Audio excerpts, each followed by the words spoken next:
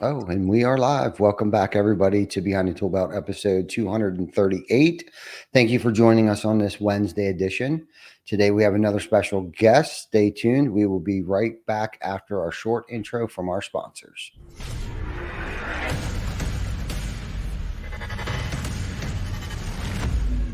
TC Backer. Roofing, siding, windows, gutters, solar. Roofing, siding, windows, gutters, solar. TC Backer.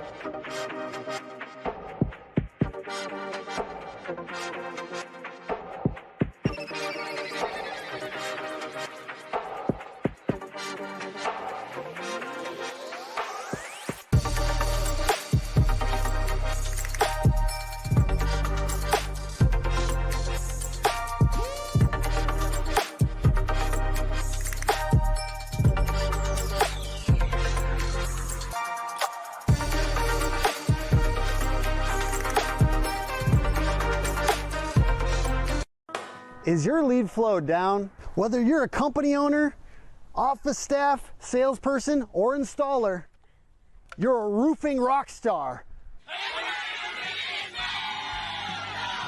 We help you get more leads with custom SEO, Google Ads, and a pro website.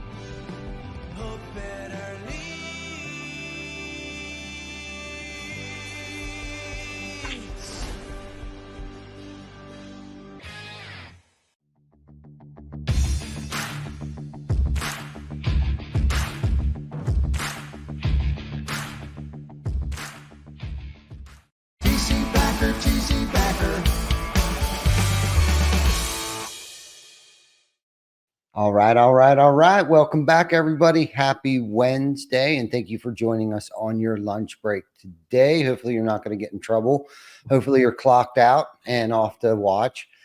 And we're bringing you a wonderful special, and I say special because of the special niche, the special industry.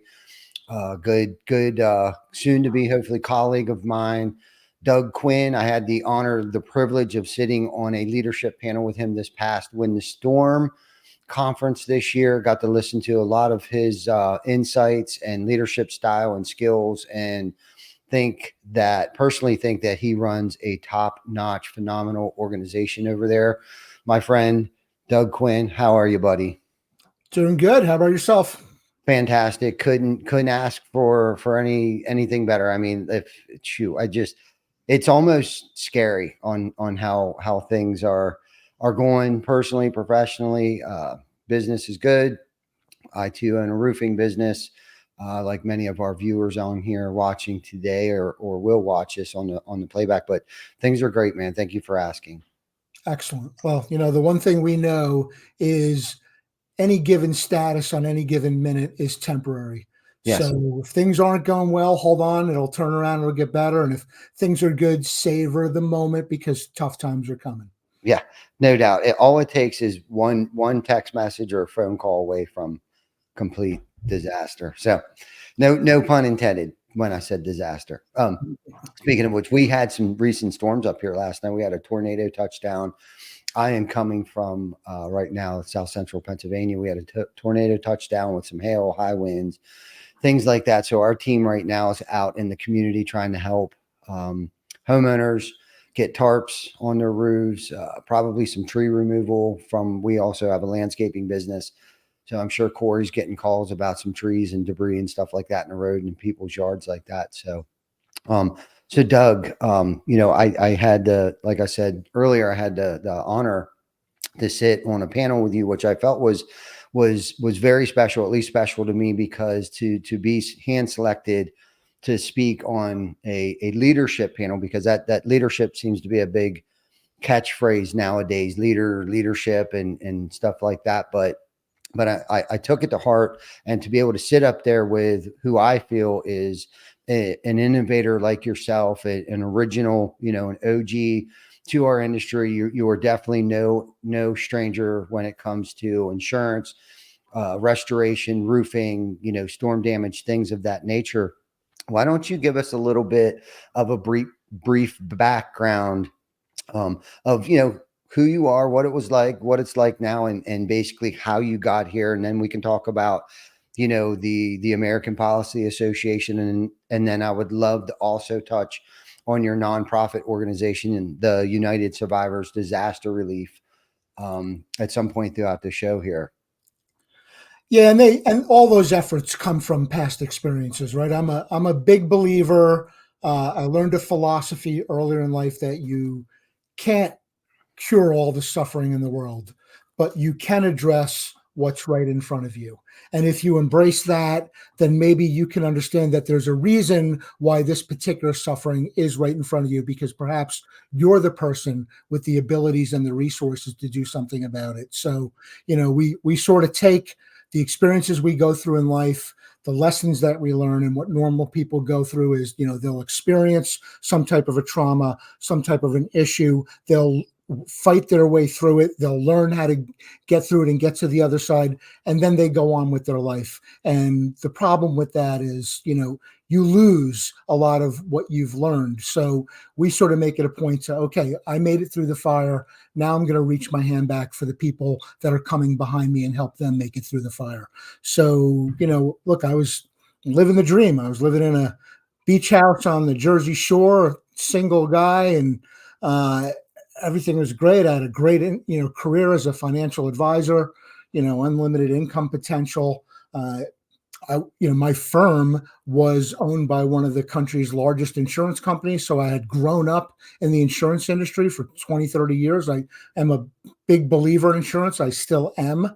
But when my home got wiped out in a natural disaster, Superstorm Sandy, I started to see the other side that, it's not always what the TV commercials promised you. And, I want to be clear, insurance is a very important risk management tool that the average person can handle a loss that would otherwise be catastrophic and set their family back for generations. It's a way that they can get through that, recover, and resume a normal life. That's the way it's supposed to work.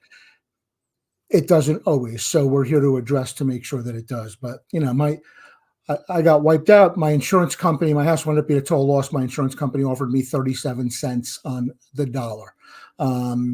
They sent an engineer out who basically said, this was pre-existing condition. This was earth movement, shifting of the supporting soils, which conveniently was an exclusion on my policy. And the more we started, and, look, my big believer in insurance, grew up in the insurance industry. I just kept thinking, it's a mistake. They just don't get it. Maybe I'm not articulating clear enough. Maybe I need to send more pictures. They're just not getting, it is a mistake. And in retrospect, it was not a mistake. It was a strategy. And it's a strategy that they employ all over the country. Delay, deny, defend, using experts as a tool of denial, and basically whatever language you want to apply to it. But it's the type of thing that the average person is not suited to fight. The average person is in no position to fight $1 billion insurance company who has armies of attorneys, engineers, adjusters, lobbyists, all these people that have all this experience, and the average consumer who maybe fills out one or two, homeowners claims in their life is not suited. Most people don't understand what's in their insurance policy. Most people don't know how to advocate for themselves. And I'll tell you, with $250,000 of insurance, it took me 7 years to get back home. And that experience, I was better suited for that fight than the average person. As a financial advisor, I'd grown up in the insurance industry. I'm a Marine Corps veteran. I live, you're in PA. We live in an area of the country where people are very comfortable with conflict. And people tend to be a little more aggressive. So I had all that going for me. And, that experience broke me. I had days I couldn't get out of bed. I mean, I had days when I just could not see the way home. It consumed my whole life. And when I finally did get through it, I started thinking, what are other people who are not as suited to this? How are they handling it? How is somebody who's elderly? How is somebody who has young children? How is somebody where maybe English is a second language? The people that this falls upon are the people that are vulnerable, people that are in many cases poor, under-resourced. They don't have the money for a lawyer. They don't have friends who are lawyers who can advise them. They don't have, the savings to fall back on. And so this kind of experience just devastates people. So, two things happened. One was I went through that experience, and the other was when we got hit by a natural disaster, people from all over the country, helped us out. People sent supplies and clothing. People actually showed up here. I had a group of college students from Appalachian State University in North Carolina help me clean up my house. I had a team of 6 Mormon kids show up from Utah to help gut the house. I mean, and that meant so much, because when you go through a loss like that, and any kind of loss, you go through a death, you go through a natural disaster, you go through losing your job, you tend to suffer in a silo. It's very isolating. Even though many people around you are experiencing that, it's very isolating. So to feel like, we had the love of the nation, people actually were going out of the way, meant a lot. So, what I came out of that experience was rebuilt my house, rebuilt it bigger and better, time to move on with my life, go back to my lucrative career. And I just couldn't do it, knowing that this was still happening to people, and this will continue to happen to people all over the country unless somebody steps up to fight it. So we started with that, and it wasn't just me. It was a whole bunch of us. There were attorneys involved. There were public adjusters involved, people from the victim space. We worked very closely with our senators and congressmen. So we had, community organizers were a big part of it. So a whole bunch of us saw the pattern of what was happening. And what we did different in Sandy, 2,000 of us sued. They laughed at us. It meant nothing, because, they know statistically about 2% of people will litigate, and the other 98% will just take what they're given and walk away. And out of the 2% of people that litigate, they're going to win some of those cases. So, I'll take those odds to Vegas any day. I'm going to win 99% of the time. Yay. We litigated. I was one of the people that sued. I was 50 years old. I had never sued anyone in my life. I was raised old school. We don't sue people. We work for our money in this family. So I was actually ashamed to have to go that route. And I made it a last resort, because I tried everything, and they backed me in a corner to where I had no other choices. So, having no other options, I went that route. But even then, it was a joke to them. But what we did differently in Sandy was we got the New York Attorney General to raid an engineering firm on Long Island and seize all their files. Excuse me. They came back a couple of weeks later and walked one of their people out in handcuffs. And that changed everything, because they caught them fraudulently altering reports, where the engineer on the ground would say this house was damaged by storm forces. Some cases, this peer review process, other engineers would sit around, and other experts we see with adjusters too, sit around and review the report, review the pictures, and change conclusions. And let me tell you, that's not necessarily bad, but it's bad when it becomes fraudulent. And in this case, sometimes they would just add the word not. If the report said, house was damaged by storm forces, all of a sudden it would come back and say house was not damaged by storm forces. And they denied coverage. And that happened to many, many people. And when the lawsuits happened, all of us kind of knew just something was wrong. And what I found with insurer fraud, and we say, there's 2 terms. One of them didn't even exist until the APA came around. That's insurer fraud. There's insurance fraud, which is people stealing from the insurance company. And in several states, the insurance fraud law doesn't even define the insurance company stealing from people. They only recognize it as people stealing from the carrier, which does happen, but fraud happens on all sides. It's no set party. There's no set zip code. There's no set job title that fraudsters aren't a part of, and it happens on the carrier side too. So, what we were finding is the people who are victims of the insurer fraud are the last people to know. And myself included, and I feel like I have no excuse. I was an educated professional who grew up in the insurance industry, and I just couldn't believe that this was happening. So they were changing reports. We had an arrest that was in all the papers. It was covered on 60 Minutes. That was a watershed moment because it got out nationally. And then all of a sudden, the carriers and FEMA who were sort of saying, oh, nothing's happening, when it was red-handed with the criminal arrest. Then they rolled over. In that one arrest, we were able to get, 114,000 claims reopened. I think it was 144,000 actually, and something like $350 million paid out to people who had been cheated. And that was great, except we knew it was still going on. So nobody was willing to just move on. So we all got together and we sort of formed this organization, and we said, here's what we're going to do. We're just going to repeat what we did with this. We're just going to go to the Attorney General. We're going to work with the AGs. They're the top law enforcement official in every state. They are capable of handling white collar crimes. You have to understand these are not thugs throwing bricks through jewelry store windows. These are smart people doing devious things, and they know how to cover their tracks, and they get away with it over and over because nobody in the prosecution community is watching them. Because before the APA came around, nobody was turning in cases against the insurance companies. Nobody was investigating them. So, what happened in civil court, but, we know that in civil court, it's a great mechanism to get the homeowner made whole. But many times people sign confidentiality agreements to get paid. Nobody loses their job. Nobody goes to jail. Everyone's in place to commit the same crime tomorrow to another American family. And that needs to stop, right? There needs to be a deterrent, and the fraudsters on all sides of the claims process need to be removed. The APA focuses on the carrier side because nobody else is, but all fraud happens on all sides. All fraud is wrong. All the fraudsters need to be eliminated.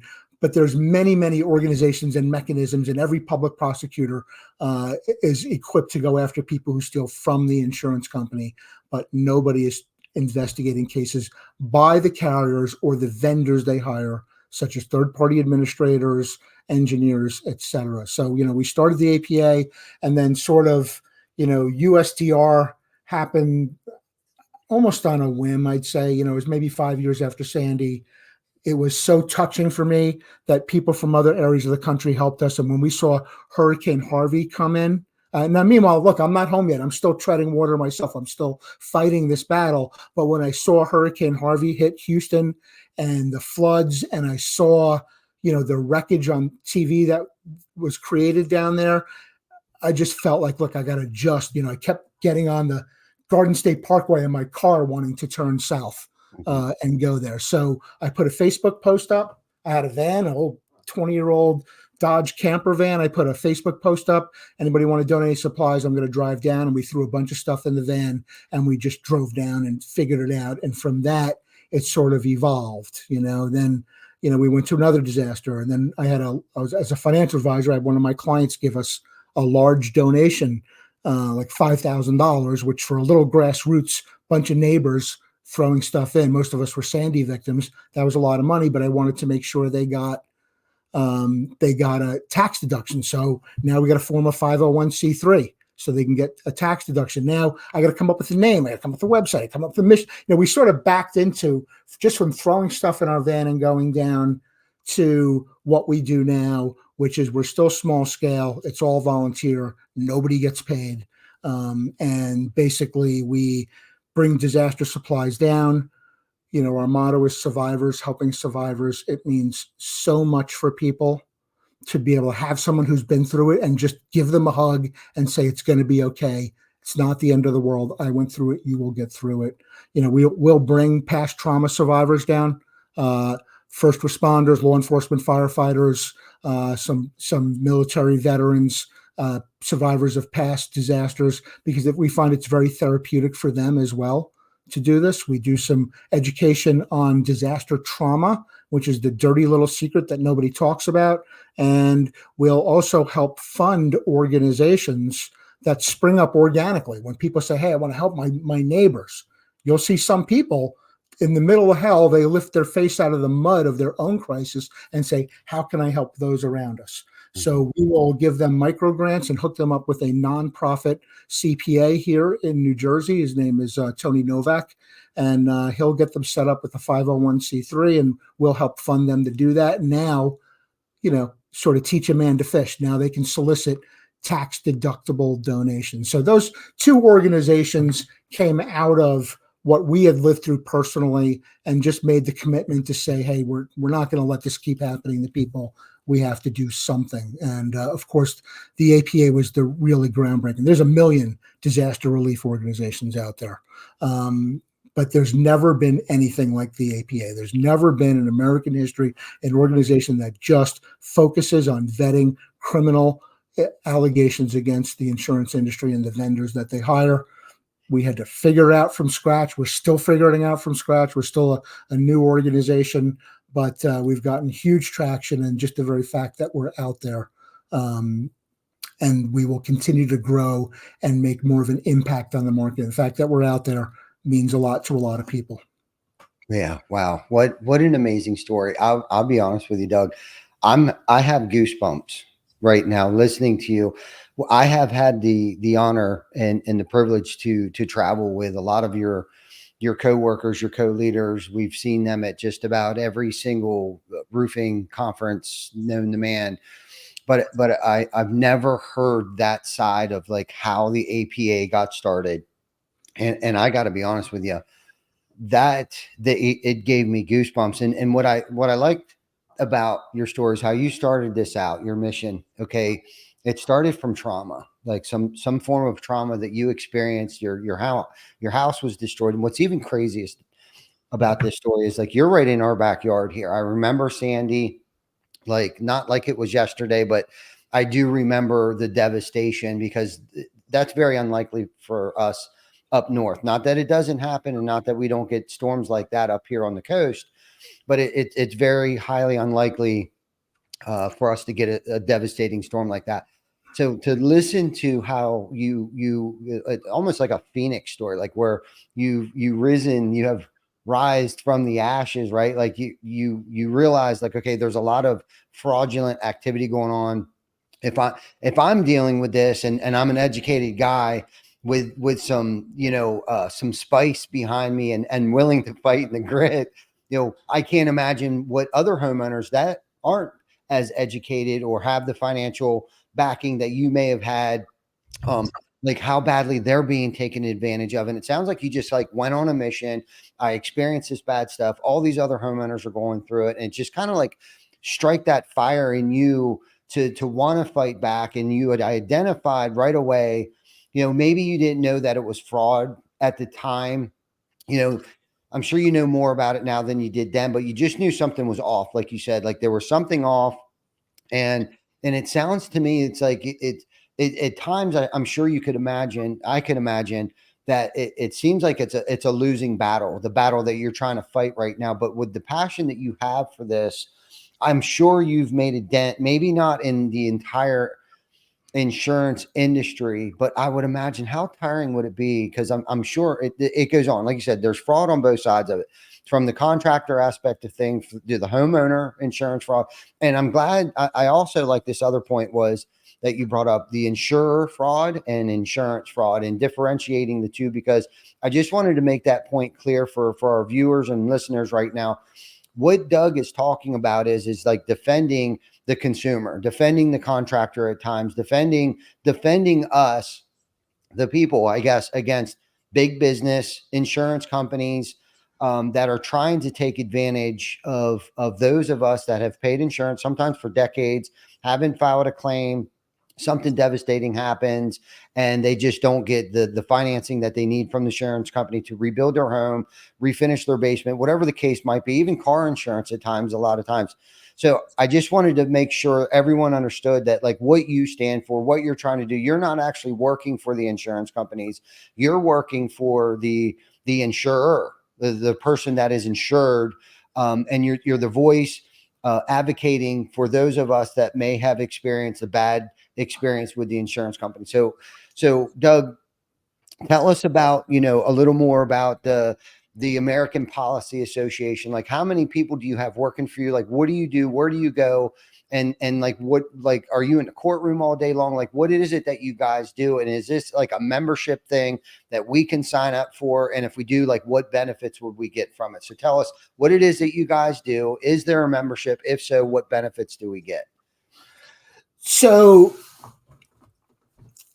we're a consumer protection organization, and we are here to give voice to people who don't have a voice. We're here to defend people who cannot defend themselves. And that's an American spirit to do that. That is in our nature. That is our tendency. That's how we got started, standing up to oppression, standing up to injustice. And we all have that in our DNA. And that's what we're here. We're here to defend the consumer. And what we say to most people is,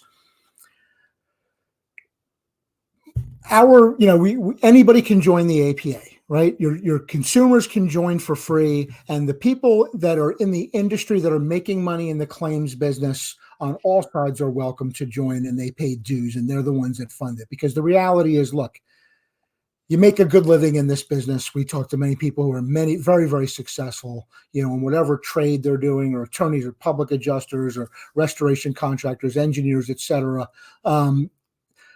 And maybe you just don't have the time or the ability to stand up and fight this the way that we can. And maybe you won't have the credibility because people are saying, well, it's just an attorney trying to, protect his profits. It's just a roofer trying to get more jobs. People can't say that about us because we are here to defend the consumer. So look, if you're doing well in the business, but the people that are putting food on your table, your customers, are getting taken advantage of by one of the most powerful industries in the country, if not the world. And I can't emphasize that enough. And somebody's got to defend them. And maybe this is just a way that you give back.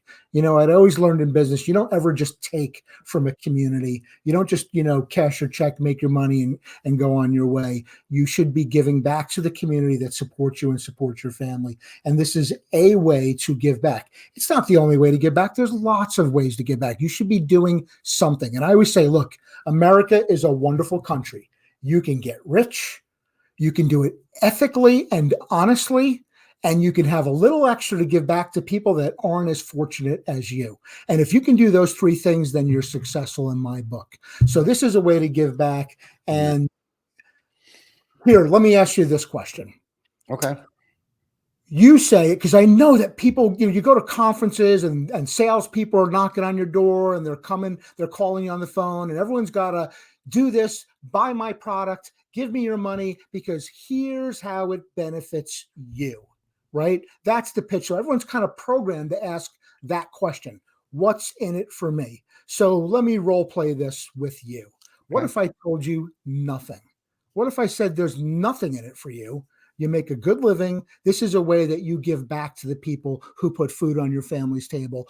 And this is a way that you maybe give a little bit of your money, a little bit of your time to help the people who cannot fight for themselves. Is that enough for you? Yeah. Thank you. Now I know I'm talking to the right person. Yeah. Okay? Because I want to know who's in the trenches with me when the bullets start fighting. And we are going against the alignment of money and power in America. And most countries, you do that, you wind up in a ditch somewhere. And there will be consequences. We've all made our peace with consequences that will come out with going against such a powerful industry. But I want to know who's in the trenches with me when the bullets start flying. So now, by the way, now that I know that your values are straight, there is something for you. You know what I mean? You have the opportunity to network some of the top leaders in the industry. I saw your little boxes in your intro of all the people you've had, all the leaders in the industry you've had on your show, and a large percentage of them are APA members. A lot of people don't know that because we don't necessarily release our membership because people, we don't want people to get picked off. They're afraid of retribution. Some people work both sides. Other people are out there with the shirts or the hats and this is who I am. This is what I do. I'm about the APA. You don't like it, go pound sand. But, we don't necessarily release our membership list to anybody. So, it's an opportunity to network with some of the top leaders in the industry. It's an opportunity to be part of a team that actually has had somebody arrested for cheating consumers in favor of insurance. It's the opportunity to be able to show your consumers, hey, I'm different. I'm not just here to make money. People put the logo on the sleeves of their shirts. They put them on their trucks. They put them on their email sign off. I'm here to help protect you. I give some of my money and some of my time to be able to do that. And you distinguish yourself apart from the competition because, again, you're a give back kind of person. We do a conference every year with our core members.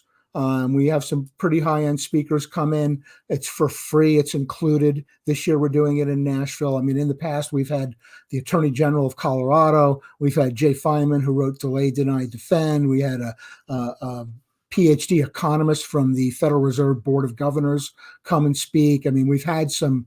And on top of that, the people that are sitting next to you are the top leaders in the fields of contracting, restoration contracting, public adjusting, attorneys, engineering, et cetera.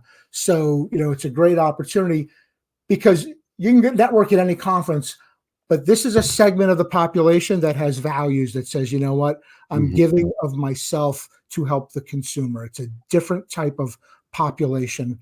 And by the way, it's a new organization. We're just 6 years old this week. Wow. To give you an idea, the other organizations that are sort of in the consumer defense space or the fraud fighting space are 30, 40 years, 50, 60. The Consumer Federation of America is 60, 70 years old. They've been around forever, and we're doing a segment that nobody else is doing. So a lot of these people, it's a leap of faith. Imagine when we first started, we're like, here's what we propose to do. And we had a lot of innovators. It kind of worked out well because a lot of people sat on the back and said, let's watch and see how this goes. But the innovators came forward and said, ooh, if you ever see Golden Circle Marketing TED Talk, it's amazing. If you haven't seen it. So the first 1.3% of the population are innovators. There are people that see a problem and there's no solution. They create that solution. The next 13% are what we call the alpha consumers, the people that see it. It's not really where it's meant to be yet. Other people are sitting on the side saying, let's see what this is. But they say, I like where this is going. I'm going to jump in and help make it happen. And then the next percentage is what's called the early majority. Then you have the late majority, and then you have the laggards. We started, rather than just let's get 1 million people signed up, let's get a huge pyramid of people piled up. We just started with the top, that 1.3% of the innovators and the alpha consumers, the early people, because they're the ones that would help us build this. And we figured, we'll go for big numbers later. Right now, we need a small circle around the table to say, how do we do this? How do we, if I want to start a roofing company, I can go to a conference. I have any number of experts and coaches who, and gurus who will help me. I can go to a YouTube video. You know what I mean? I can take a class and it'll tell me how to start a business. Yeah. For what we do, there's nothing. We had to figure it out as we went along. We had to, we basically have to write the book on doing this because it's never been done before. And matter of fact, when this is said and done, we will write the book because it's some pretty interesting stories. So that's kind of what we're saying. Listen, if you're the kind of person that says I'm successful, I'm going to give a little bit back to people that are, and we're not talking a lot of money. I mean, you could join as a professional member for $84 a month. Your whole company can join for $2,500 a year as a company membership. $84 a month, that's a cup of coffee a day. That's not bougie Starbucks. That's 7-Eleven, or since we are in the same area, Wawa coffee a day. And we always say, look, if you like what we're doing, buy us a cup of coffee, because it takes money And it takes balls to go against one of the most powerful industries in the country. And I'm not joking. They are the second biggest spending on lobbying money. The first being big pharma, but insurance is right behind them. And, I'm a veteran. We all learn government for the people, by the people, of the people. But I will tell you that money brings a lot of power and influence. And there are meetings and sessions and one-on-ones and face-to-faces with the people in power in this country that you as an average person will never get to attend. But if you're a large, wealthy industry, corporation, wealth family, all of a sudden you get invited because it takes money to, it's a cycle. It takes money to get elected. And the people that have the money are people that are already, wealthy and have that power. So there's this little circle of the consolidation of wealth and power. And we're going against that with a tiny little nonprofit budget. All our people make way less than what they're worth out in the market.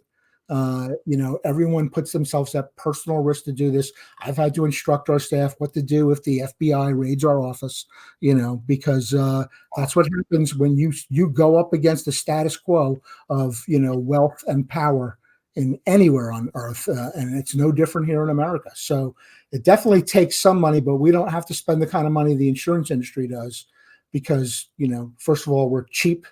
We scrimp by in a nonprofit budget, and we do power analysis on what is the best way to accomplish what we're trying to do. We have some pretty good grassroots community organizing background with a few of our people. We have some great legal background with some of our people. We have some great financial background that we come from, so we know how to get the best bang for our buck. But the bigger the team, the better our chances are winning, and that's how we win. I promise you. For all their commercials and fighting over market share, the insurance industry works very well behind the scenes together. Very well. They co-fund organizations to defend their interests. They do the lobbying. They basically share information and intelligence with computer banks. They work really well behind the scenes, and that's the one problem with your constituency, not so good, right? And look, I get it. Like I say, it's male egos and competition, and it's hardwired into us to, not just dominate the competition, but to destroy the competition. But the APA tent, we say, is the place where we all come together because we all have the same common value that consumers should not be getting cheated by this powerful industry. And the fact that that's happening, and by the way, they're demonizing your constituents. They're demonizing. If we're talking to a lot of contractors on this show, I get it. Guess what? You're almost public enemy number one to them, and they create all kinds of ads and billboards and radios, spots and memes, which is, contractor fraud, crooked contractor, report contractor fraud, scam contractor. They're constantly putting out this narrative against you. And when we work together, that's how we win. When we share information, when we share intelligence, when we share how we're overcoming the tactics that are put out by the other side, that's how we win. It's real important. The APA is one of the ways. And look, there's some great associations out there too. The APA is one of the ways that we can get together, share information, share strategy, share intelligence, and actually make an impact and do something. And a lot of what we do is calling bullshit. We have a phenomenal media outreach. We have a great relationship. We have a lot of reporters that we've isolated that have not just the intelligence to understand what's going on behind the scenes, because it's fairly complicated, but also the editorial support and legal support to print it. Because guess who one of the biggest advertisers in America is? One of the biggest insurance companies. This year, they're projected to spend $15.28 billion, $15 billion with a B dollars on digital advertising alone. And that carries a lot of power. Absolutely. It carries a lot of power with the elected officials and the people who make the laws and the policies, and the advertising carries a lot of power against those of us who would call bullshit on some of their tactics. There's a lot of press outlets that will not run anti-insurance stories because it's one of their biggest advertisers. That's how they make their money. Or they'll pull their punches. They'll say this insurance company did all these terrible things, but they won't name the carrier. Yeah. They're getting sued out of existence by the legal departments. They found actually that insurance industry advertising actually influences the jury pool. Oh. People are, ooh, they wouldn't do that. They're my good neighbor. You know, why do you think you can't watch a TV show without seeing 3 or 4 or 5, insurance company advertisements? I can't watch a YouTube video without the gecko or flow coming out, And I'm always cautious. Again, I'm not saying everyone in the insurance industry is bad. There's some wonderful people who work in the insurance industry and who believe in the mission. Insurance is a very important tool. There's a lot of people that do what they can to make it happen. But there are too many people who pull bullshit and hurt the American consumer, and nobody's been calling them out. And that's what we're here to do. Yeah. And there's nothing wrong with accountability, right? In anything that we do. And what you've done and what you've put in place is just a measure of accountability. But Doug, you covered so many good things. Again, gave me goosebumps. You were talking about the impact. When you asked me that question, if I was okay with giving something, whether it be my time or service or whatever, giving it back to the community that has been so good to us. And that's within our core values that we have written out. It's all about unity and community, and taking care of the community and making a decision that where it doesn't hurt other people, manufacturing, distribution, community, our teammates and things like that. So our core values definitely do align. And I liked how you talked about like where the real flex comes in when it comes to measuring success. Okay. You talked about, and how we measure success here is not by the dollars and cents that we rack up in the bank account, but more so the impact that we have on people's lives. And that's how we measure our impact of like how many lives have we impacted positively over the course of a year. One of our missions that we go on is that, whether it doesn't matter if it's our location here or the ones that we have down south, we have to participate in at least 10 community activities, charitable events per location per year. So no sooner one's over, we have a committee focusing on what is our next community outreach. Is it a food drive, diaper drive, a free roof for someone that can't afford a roof? And the list goes on. We feed, over 1,000 people the night before Thanksgiving. We close down the day before Thanksgiving. We've done it for 4 years. That's true success right there. Right. And what's crazy about this is, and none of it, when we set out on how can we impact our community, none of it was a publicity stunt. None of it was, it was during COVID, the state of Pennsylvania was closed down. Food insecurity ran rapid. And the world was screwed up at the time. And we had to stay 6 feet away from everybody. Everybody was going to die. We're all going to die. And a lot of bad things were going on, especially with insurance companies, government things, and stuff like that. Not to go down that rabbit hole, but we wanted to do something positive. We shut down an entire city block in the city of York with no permission from local government officials or anything like that. Now, they were notified and they came down. We set up 21 turkey pots, deep fryers, and decided that we were going to beat the Guinness Book of World Records, simultaneously deep frying 21 turkeys at one time and feed whoever came up at a curbside stop, pick a bag of food up. We ended up doing 34 turkeys our first year and ran out of food within an hour and a half. And we were like, holy shit, we're on to something here. The year after that, we did 60. For the past 2 years, we've done I think last year we did 88 turkeys and served over 900 plates of food.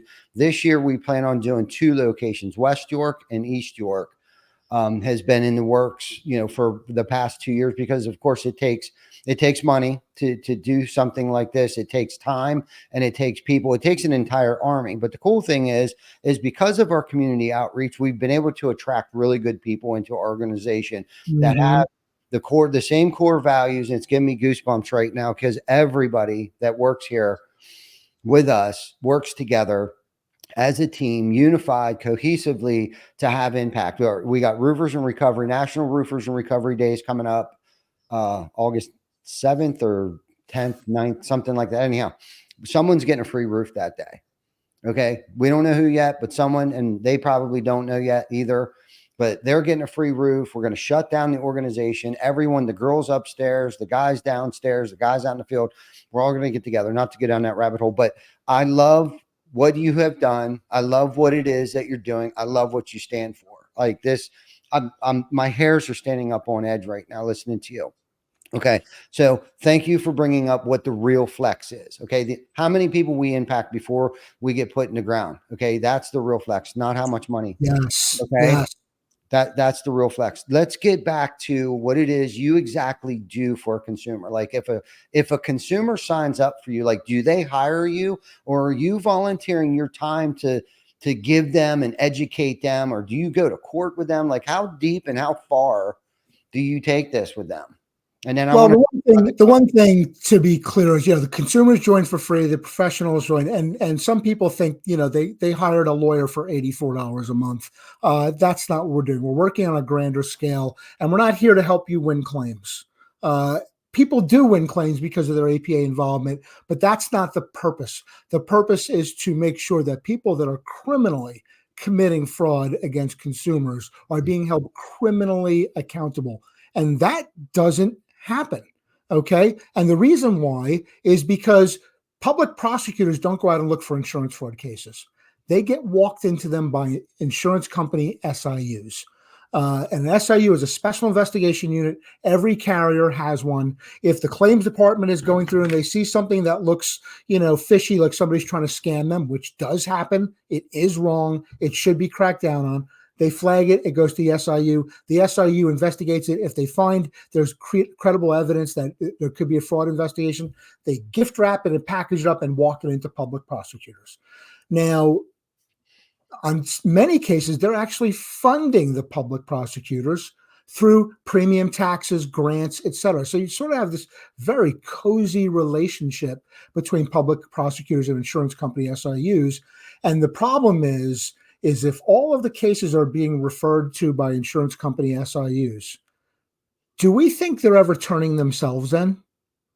No, hell no. No. So if you're a public prosecutor for 30 years, all you've seen is cases coming in of people stealing from insurance companies. It's easy for you to have a bias and say it's only, insurance companies don't steal. It's only coming from. So half of what we do, and I didn't plan on this, I didn't think about it, is we have to educate the elected officials and public prosecutors that insurance companies commit fraud too. And we do that. And I had to literally fly around the country. I've met with 47 out of the 50 attorneys general. I met with unlimited senators and congressmen. I met with Trump's chief of staff, White House chief of staff. I've actually testified to multiple state legislators. I've testified to Congress. And all the same message. Insurance carriers are committing fraud too, or the vendors they're hiring are committing fraud. Fraud happens on all sides and it needs to be enforced. So a lot of what we do is just getting the message out there and educating the people in power that you need to do something about this. And then we're also educating consumers on how to defend themselves. If you go under resources and tools and resources on our website, there's a bunch of free literature that we've written based on our members' personal experiences that helps people defend themselves. We also have built the first ever SIU in American history that defends you, that protects consumers and vets and investigates cases against the carriers and the vendors that they hire. So it's not necessarily like, hey, Mrs. Smith signs up and now we're your lawyer. We're not here for that. And by the way, we have to tell a lot of people no, because here's the problem. Everyone's used to civil court. And in civil court, you win by establishing the preponderance of evidence is the term. If I prove 51% that you're liable, I win. Criminal court is a whole other animal. The standard we have to prove is beyond a reasonable doubt. No prosecutor will tell you this, but it's like the 95th percentile that you have to prove your case. And it's innocent until proven guilty. And if there's a multiple explanations for why what happened, the prosecutor is sort of obligated to look at the other explanations and any kind of exculpatory evidence, what we call Brady evidence. So we have a lot of cases that are referred to us that you could see there's fraud there, but there's no evidence. And in the end, we have to bring this to a prosecutor. And the prosecutor will look at it's not like, here's what I learned. Nothing is like you see on TV. A tiny, tiny percentage of the crime in America gets prosecuted. Tiny. And the prosecutors don't like charge you, like you see on TV just to bother you and rattle your cage. They have limited resources. They're obligated not to waste public resources unless they think they can win the case. So when you turn a case to a prosecutor, they're going to look at three things. What is the crime that's alleged to have occurred, the violation of the state penal code? What is the evidence that this crime occurred? And three, what is my odds of convincing a jury of their peers beyond a reasonable doubt that this person is guilty? And if those pieces aren't lined up, they're not going to take the case. Our own prosecutor, we have one of the top insurance fraud prosecutors in the country, work for us. He ran a $13 million a year unit in one county in California, just focusing on insurance fraud.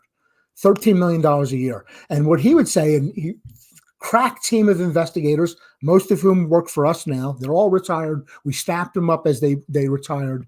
And basically, he said, for every 10 cases, I would say, here's a referral. I would take it to my district attorney, my public prosecutor, and he would take 1 out of the 10. Wow. Even we see the statistics from the insurance company SIUs, something like 1 or 2% of their cases results in even an arrest, not even a conviction. So it's a big numbers game. It's a lot of volume. And there are a lot of times when we see, this looks like fraud, but we just don't have the proof to take it to a prosecutor. And what our prosecutor tells us is, if I ever had somebody bring me a case that was weak, like they were wasting my time, every case they ever sent to me after that went to the bottom of the pile. So we know our reputation goes out with each referral. We have 4 active criminal investigations going on right now. Some of them have been in the paper. Like I said, we have a big press reputation and people that we work with. We've been in the Washington Post, New York Times, Newsweek magazine, Business Week. We've been in Shot with NBC with Lester Holt, one of the top 5, not just news programs, but TV programs in America. We just shot with a big media outlet that is a household name. I can't release who it is, but that will be shown in September. So, we have a lot of influence to be able to put we're calling shenanigans on this. Mm-hmm. Companies are saying, hey, we're losing money. We have an underwriting loss. You're supposed to have an underwriting loss. An underwriting loss does not mean the insurance company lost money. Mm-hmm. And Warren Buffett is one of the few people in America that actually do insurance right, will tell you, you're supposed to have an underwriting loss. There's 2 ways you make money in insurance in America. One is what's called the spread, the difference between what we took in premiums and how much we pay out in claims. That difference we get to keep. And the other is what's called the float, which is that couple of $1 billion we're sitting on while we're waiting to pay it out in claims, which may be anywhere from 1 to 30 years or maybe never. They're investing that money, earning 30, 40% on it. Mm-hmm. Your underwriting loss is your cost of capital to invest. So if you have a 4% underwriting loss, that's cheap capital. You're not having to float, high yield bonds at 8, 12%, what we used to call, I'm an old investment guy. We used to call them junk bonds back in the 80s till the market collapsed. You're not having to pay 10, 12% for your capital to invest in the market.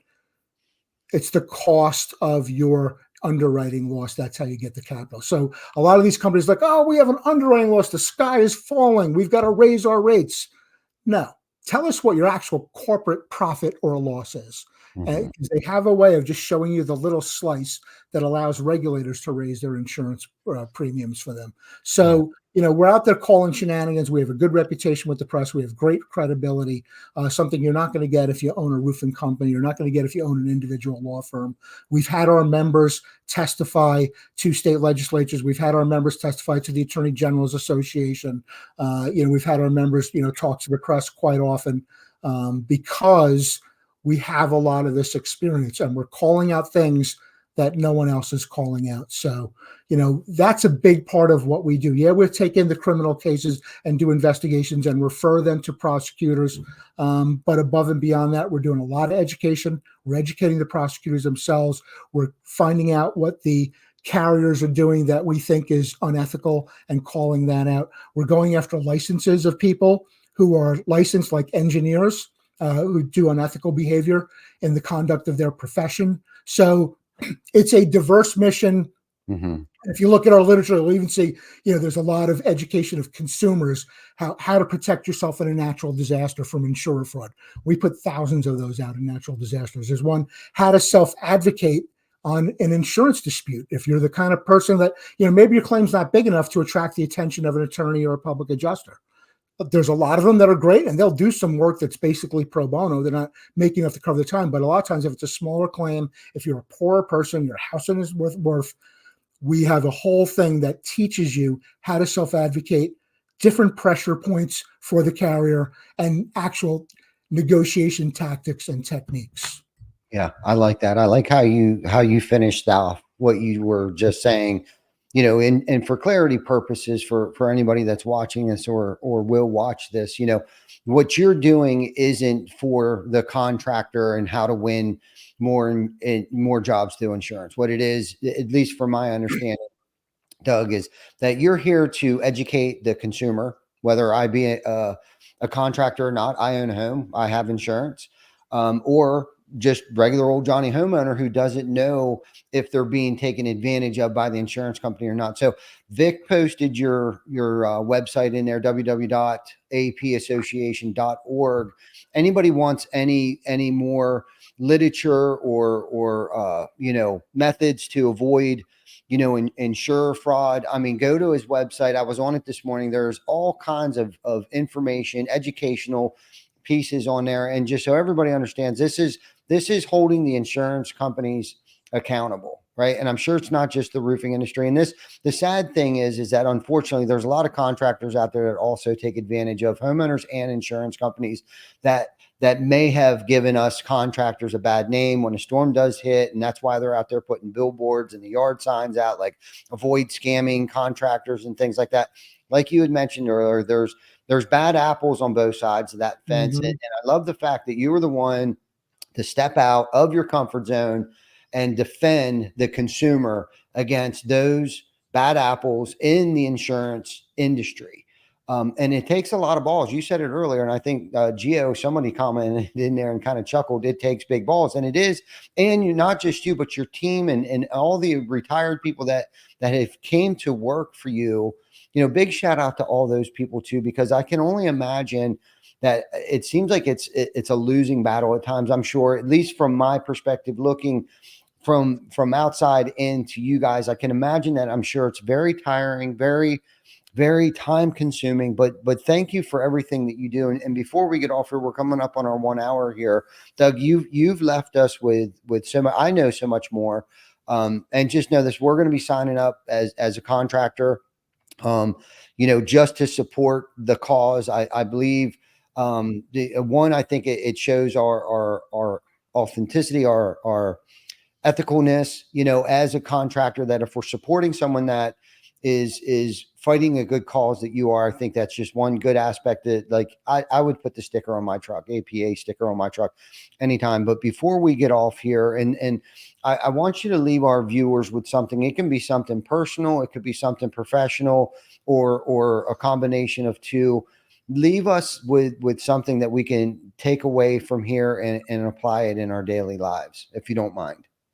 Well, I will tell you this, what you can apply in your daily lives, and it actually, is relevant to what we do. There's justice and there's fairness and there's overcoming hardship, and it's hard to do, right? It is hard for us to stand up to this powerful, powerful industry, but it needs to be done. Do we quit because it's hard? No, tough shit, fight harder. We don't quit. That's what we do. If in our soul we say this is the right thing, then we will continue to fight. And many people on our team have made huge sacrifices to do this. Was it easy for a bunch of shopkeepers and clerks and farmers to pick up a musket and fight the most powerful superpower on the planet and create a country called America. Imagine what they did. The people that signed the Declaration of Independence, basically it was an invitation to get hung as a traitor. Sign their names and on a document that everyone was going to see and put everything. And these were people of wealth and power that did that. But you also looked at people that, were basically simple people. They were not professional soldiers. We didn't have a professional army, but they said what's happening is unjust. It is oppressive. It's not fair. And maybe it's hard to do. And maybe it looks like the odds are against us, but we're going to step up and fight anyway. You fight for what's right, regardless of what your odds of success are. If you're the kind of person that just takes the fights that you can win, well, I suggest you're a pussy, right? And there's no room for that in our America. We stand up for what's right, whether other people agree with it or not. And that's what the APA is here to do. Absolutely, it's a challenging mission, but I promise you, we will win. And the more people we have on the team, the better chance we have, the quicker that we'll get there. But we don't quit, and we will 100% win. And you should go into that with every day of your life. That's how you leave your house in the morning. So if you're again, I can't tell you how many times in 7 years trying to fight to get back home, fighting against the insurance industry, the federal government, my state government, my own town, like everywhere, my mortgage company, everywhere I turned, there was someone there trying to kick me in the balls. And how many times, like I just said, maybe I just throw in the towel and I sell my property for whatever it's worth. Don't even worry about building the house. And then I just had, what I said? I'm going to build this fucking house, and I don't care if I build it and light it on fire afterwards. I will not let them win. This is wrong. And then when I built my house, I said, you know what? We're not going to let them do this to other people. We're going to stand up against this injustice. We're going to stand up against this oppression. And in doing that, we become the people that we're meant to be, right? And standing up, it's great to make the money. It's great to have the trucks and the power and all the finances. There's nothing wrong with that. But again, we want to have that little bit to stand up for people who can't defend themselves. And the APA is one of the ways that we do that. Amen. Amen. Way to cap this episode off, Doug. Big shout out to you and your team, and kudos to you. I love everything that you had mentioned. I'm sad because I haven't got to know you sooner. Because dude, you're definitely a person that I would want in my circle. And we're probably only 2.5 hours away from each other. So anyhow, let's stay in touch. Thank you for coming on the show. Thank you everybody for tuning in. If you came in late, please go onto our YouTube channel, Facebook channel, Spotify, Google, Apple, all that stuff. Please catch us, like, love, comment, share it. Let us know what you think. Give us your opinion, right, wrong, or indifferent. Thank you guys for tuning in. And Doug, thank you so much for everything that you fight for the consumers. Thank you for everything that you do. And big shout out to your team and support that you have out there. And just know that we are signing up and appreciate that everything that you and your team do on a daily basis. So thank you, Doug. Excellent. Thank you for having us and giving us this opportunity to speak. Absolutely. Thank you, guys. We'll see you next week. Join us next week on Behind the ToolBelt from TC Backer Construction in Bluffton, South Carolina.